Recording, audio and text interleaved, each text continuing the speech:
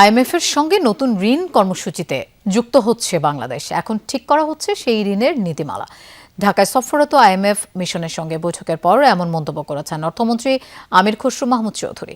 সচিবালয়ে সকালে মিশন প্রধান ইভো ক্রুজনারের নেতৃত্বে প্রতিনিধি দলের সঙ্গে সাক্ষাৎ করেন অর্থমন্ত্রী।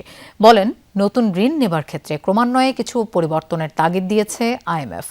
এক্ষেত্রে দেশের অর্থনীতি ও জনগণের চাহিদা বিবেচনায় প্রয়োজনীয় পরিবর্তন পরিলক্ষিত হবে।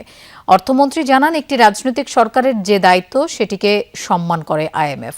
সংস্থাটি দেশের পুঁজিবাজার কাঠামো নিয়ে সন্তুষ্টি জানায়।